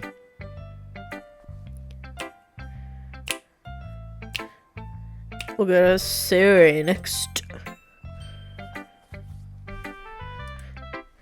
Ooh, I like this one, Rachel. It has some nice feeling in it. I'm glad. Does that mean it's better than yesterday's? Let me think. I don't know. I guess I like them both. That's not very helpful, you know. Well, I'm not very good at figuring out if poems are good or bad, but that's why I just go by my heart. If it makes me feel things, then it must be a good poem. I have forgotten her voice. I'm not sure that's exactly how it works. Then again, I guess conveying feelings is a pretty important part of this whole thing. Yeah, maybe. Honestly, I don't even know what kind of writing you like in the first place. Yeah, me neither. Ugh. Why don't you at least try giving it some thought? Aw, you want to write something for me? That's so sweet. Yeah, right. But you're always thinking about other people. You need to think about yourself once in a while. If you don't, you might end up getting hurt at some point. Oh? Well, I don't really know what you mean, but I'll try to keep it in mind. Well, whatever. Anyway, let's see. I guess I like happy poems. Wait, sometimes I like sad poems too. Sometimes a little bit of both. There's a word for that, right? What's the word I'm looking for? Bittersweet. Yeah. I like things that are happy and things that are sad. Happy and sad? I can't see you liking something sad, Sayori. Well, I like happy the most. But sometimes when you have a little rain cloud in your head, a sad poem can help give the rain cloud a little hug and make a nice happy rainbow. Sayori, that's unexpectedly poetic. It is? Maybe I'm getting better at expressing my feelings after all. Thanks, Rachel. I should go write that down then. You can read my poem now, okay? And I think that is it for Sayori. So we'll go to Yuri now. Are you still mad at me? What? For disrespecting Natsuki yesterday. Because reading this poem, now I know why you got mad at me. Because you prefer her writing over mine. That's not really true. Meaning when I disrespected her, I disrespected you too, didn't I? Oh no. Yuri, you might be reading into this a little too much. How could I be so stupid? I always let these things happen. Whenever I think before I speak, I just come off as awkward and unlikable. But if I speak without thinking, the things I want to keep inside come out and make people hate me. So, please don't force yourself to be around me. I know this is what Monica wants. But it's not fair to you when you could be enjoying your time with Natsuki and Sayori. Yuri? Please. It makes it easier for me if you don't express any concern. Besides, I have my books with me. That's all I need. Yuri smiles sadly and puts her head down on her desk. I'm frustrated. I don't hate her, but it's as if she's not capable of listening to me over her own thoughts. I sigh to myself. All I can do is accept that's how she is. If she wants to be left alone, then I have no choice but to abide to that request. So now, we go to Monica. We didn't even get her poem. Hi again, Rachel. That was kind of silly with Natsuki earlier, wasn't it? I'm glad the two of you have been getting along so well. That's one way of putting it. Anyway, I read your poem, but you can go ahead and read mine now. I like the way this one turned out, so I hope you do too. And I think that is it for this, for Natsuki's route. Alright, so that is it for Natsuki's run. So now we just have Yuri left. Wrath.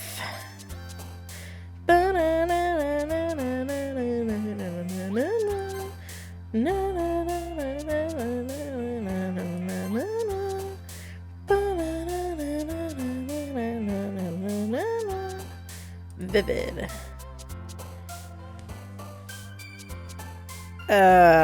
Who is email? That is such a weird...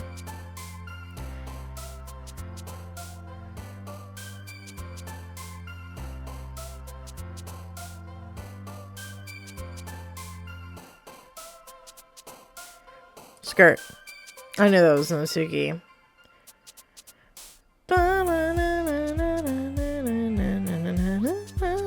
Insight. Waterfall. Fuck. Horror.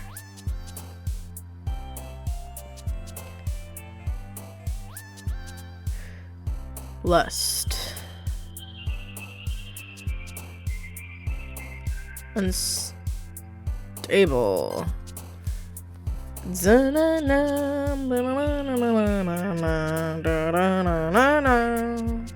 Secretive. Eternity.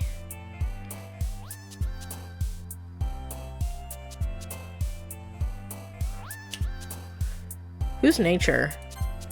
Frick! Wait, isn't melancholy Yuri? Yeah!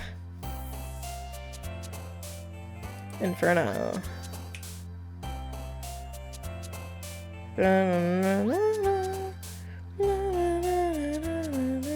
Who's Judgment? Okay. Cage. Contamination. Scars.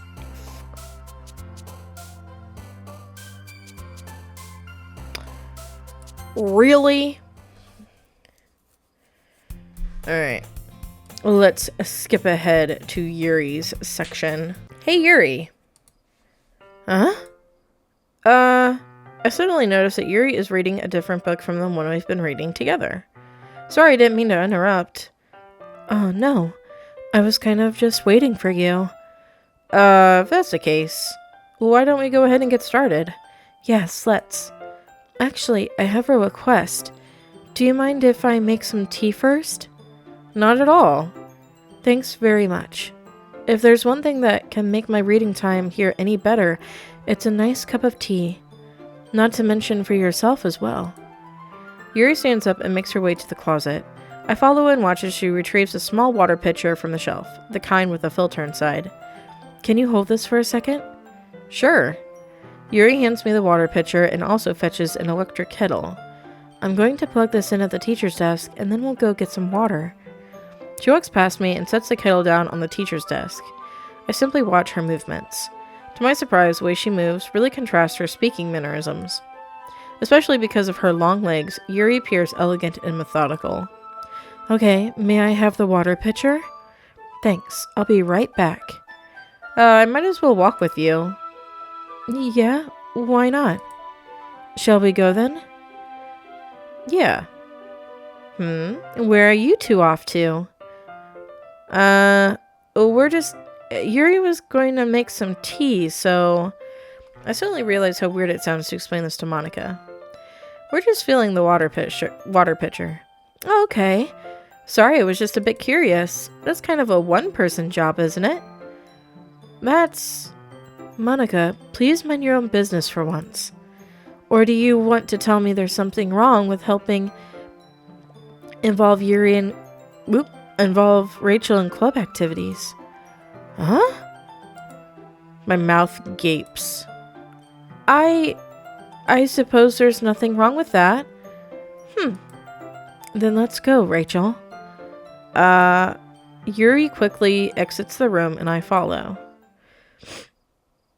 Once in the hallway, she suddenly puts her forehead against the wall. I spoke without thinking. How could I say something like that? Yuri, something about the way she said that. It made me feel so irritated. What's wrong with me? No, Yuri. I think you did the right thing. I wasn't expecting it, but it's also not right for Monica to judge people like that. Rachel, how come even when I do something bad, you're being nice to me? Because nothing that you do is as bad as you make it seem in your head. Nobody's perfect. In the words of Hannah Montana, nobody's perfect. You gotta work it again and again until you make things right. We have emotions and we can't always hide them anyway. But you always amplify things in your head. Your mind turns a light rain shower into a hurricane. No. Wouldn't you hate me for something as terrible as that? Why would I hate you? I can't hate someone for having emotions. What kind of friend would do that? Friend, you say? Yuri lifts her head. Rachel, I really like being friends with you. Thanks, Yuri. I like being friends with you too. I feel kind of awkward saying something like that. But I'm doing my best to help Yuri feel better. Anyway. Yeah. Shall we go? Yeah. Yuri and I walk to the nearest water fountain. Once we fill up the water pitcher, we return to the classroom. Rachel, do you like oolong tea? Yeah. Anything is fine. In reality, I am not a tea person. I'm very barely a coffee person.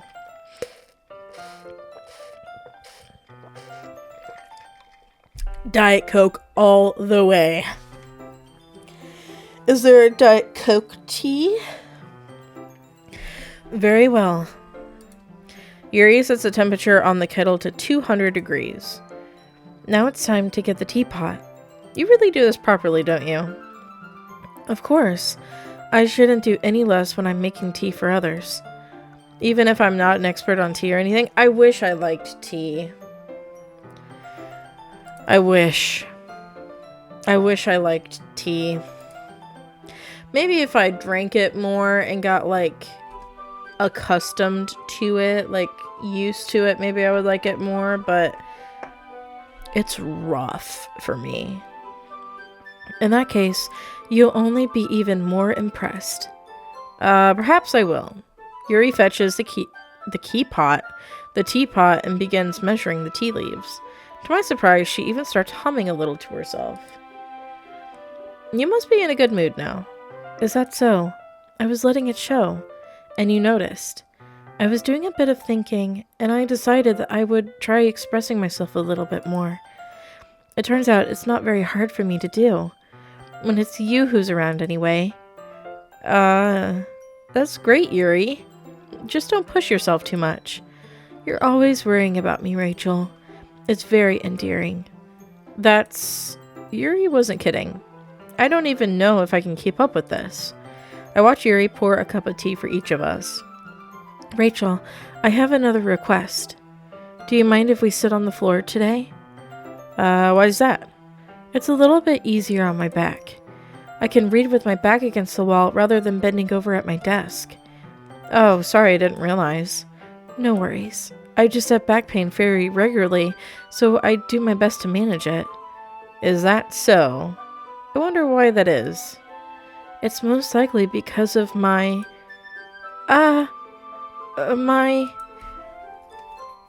your posture, right? Always hunched over like that while reading? Yes, I have terrible reading posture. So that's why we should sit on the floor. Fair enough. I'll go ahead and get the book. I retrieve the book from my bag. I have some chocolate as well. It's a bag of small chocolate candies that I kept hidden from Sayori's candy radar. I take it since it'll go well with the tea. Yuri and I then sit against the wall, teacups at our sides. As if in sync, we assume the same reading position as last time, each holding one half of the book. Except this time, our bodies are even closer to each other. I can't see too well. Yuri slides closer until our shoulders are touching. How am I supposed to focus on reading like this? Yuri was also always kind of cute, but when she's being less apprehensive, it's almost more than I can handle. Your teacup. Yuri hands me my teacup. Teacup is such a cute word. Teacup. I love saying teacup. Holding it with my hand, that's not holding the book, I end up in a position that makes it even harder to focus. Because now I need to worry about making sure I don't accidentally touch her chest. Meanwhile, Yuri hasn't noticed a single thing. She wears her intense reading expression, and I can only presume the world around her has faded away.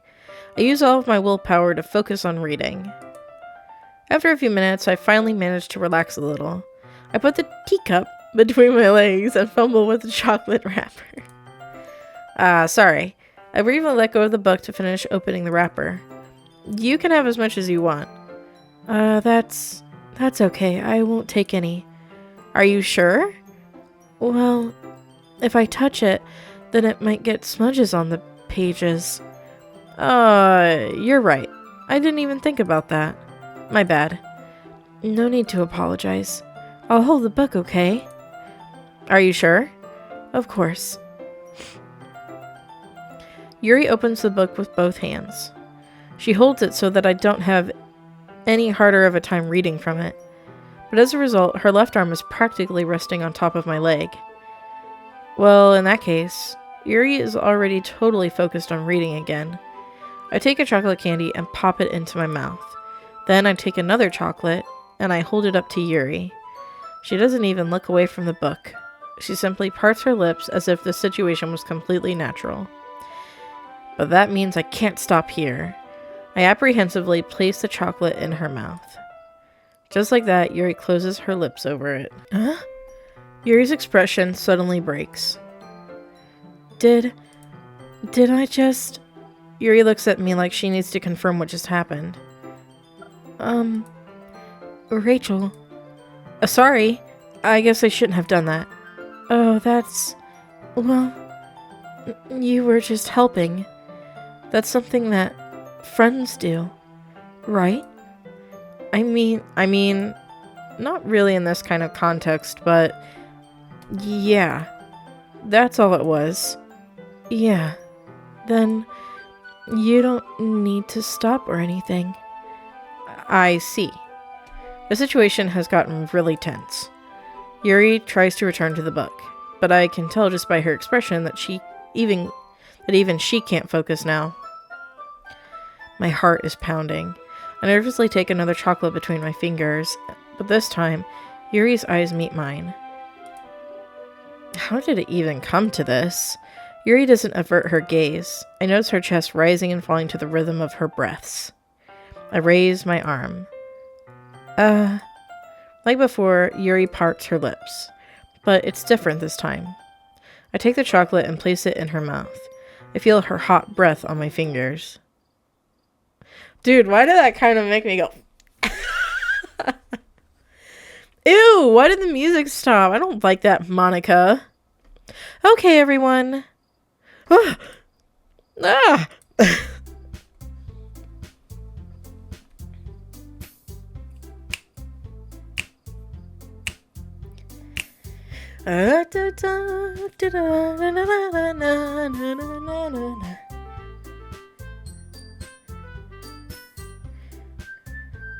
Yuri jolts back.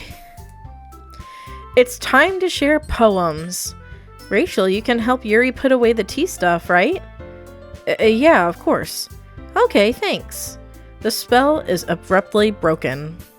I'll take care of the cups. Yeah. Yuri picks up the teacups from the floor.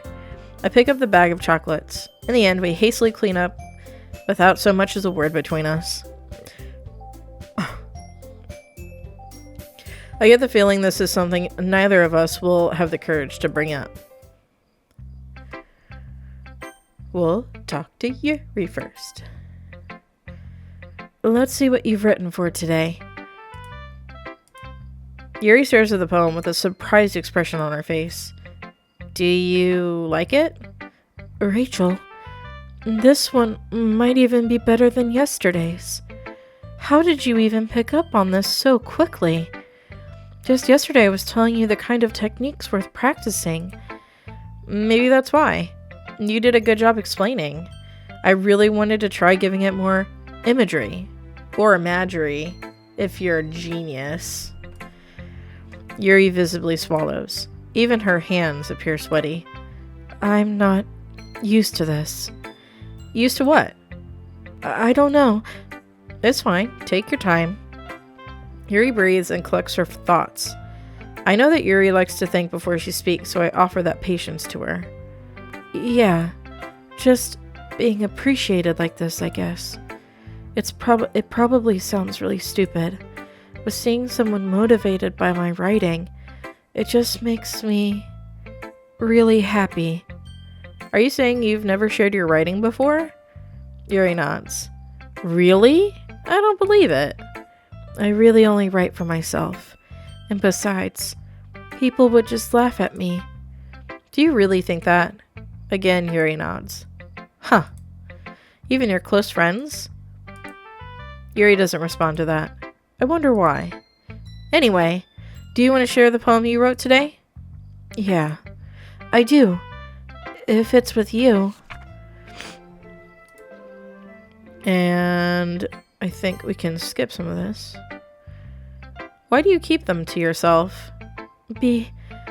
Because they're embarrassing, and people would make fun of me. Don't you have anything like that, Rachel? Well, yeah, I guess I do.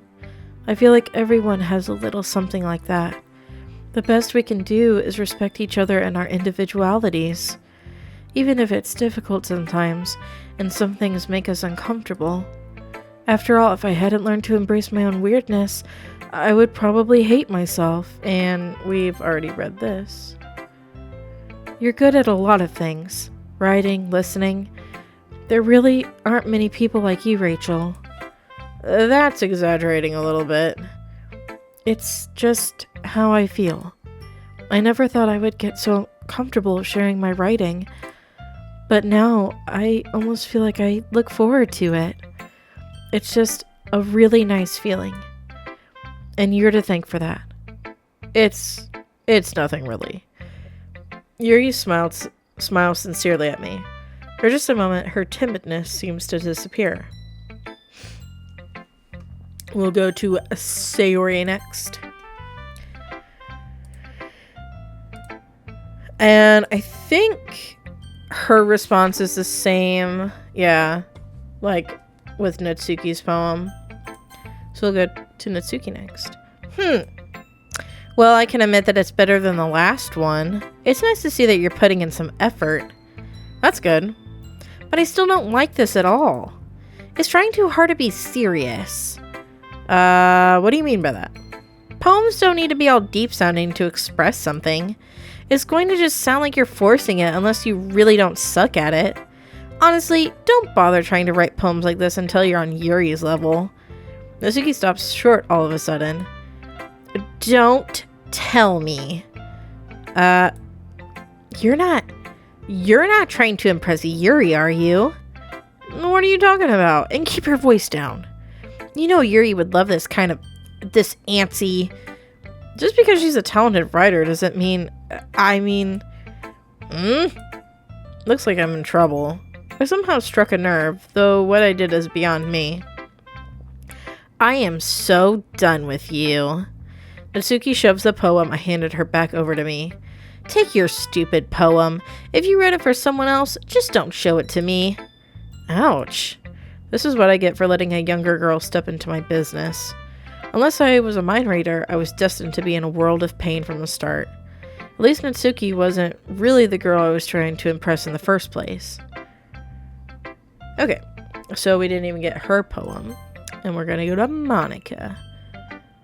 Hi again, Rachel. How's the writing going? Alright, I guess. I'll take that. As long as it's not going bad. I'm happy that you're applying yourself. Maybe soon you'll come up with a masterpiece. I wouldn't count on that. You never know. Want to share what you wrote for today?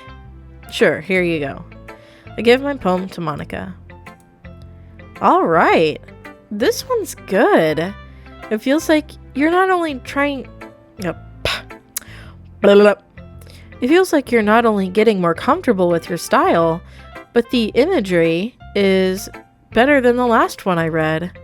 Just wondering, but have you been finding inspiration in Yuri's writing style? I guess so. You can't deny that she's talented. Yeah, totally. I think her poems are the most romantic. That's the best way to describe it.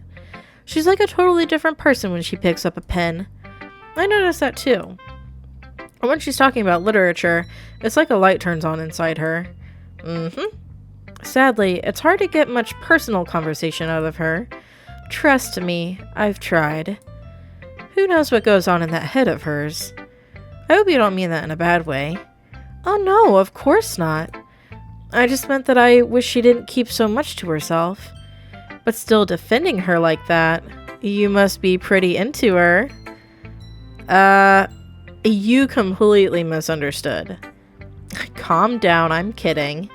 Besides, I'm pretty sure she's already got a boyfriend. Wait, really?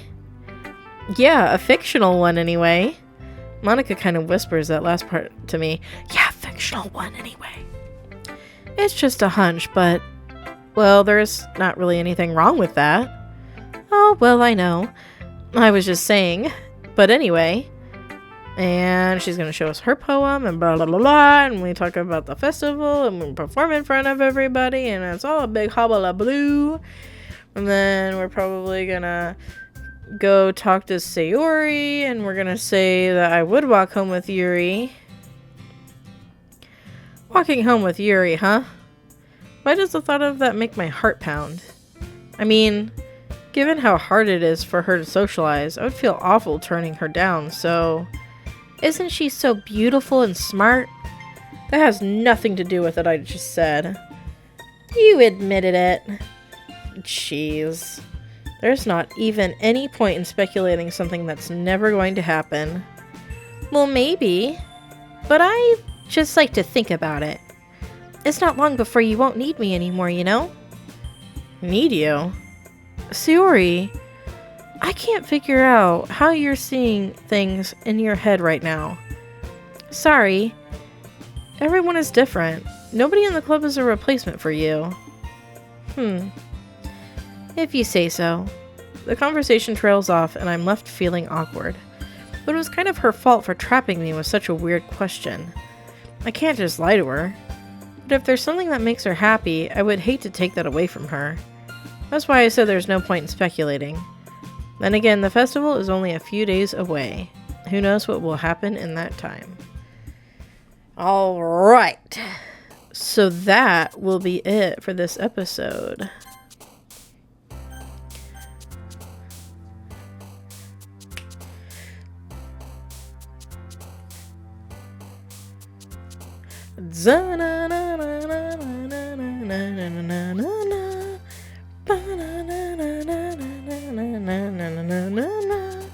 So I hope you enjoyed our guest speaker today, Yuri. She just kind of popped in to say hi. She had our little raccoon friend, and I promise to you and to God that was not blood on her face. It's strawberry jam. Not blood. Strawberry jam. So, with that, thank you so much for watching. This was Late Night Gaming. If you like this video and you want to see more, you can click that subscribe button. And while you're down there, you can also leave a like and a comment. And then in the description below, I have posted links to two of the other visual novels that I played on the channel, Coffee Talk and Danganronpa. Trigger Happy Havoc. Yeah, so those two playthroughs were a freaking blast to do. They're two completely different kinds of games, though. Coffee Talk is your like warm, cozy, you know, you're making coffee. It's perfect for like getting that warm, fuzzy feeling. And then Danganronpa is murder, murder, murder. So yeah. But that'll be it. So I hope you have a good night, and I will see you in the next video. Bye-bye.